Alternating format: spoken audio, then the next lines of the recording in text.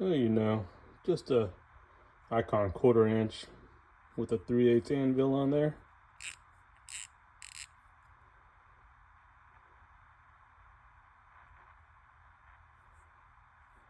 So this is with the Tecton conversion kit. I'll be posting a video on how it was done here shortly. Just wanted to show this to y'all. 1/4 inch body.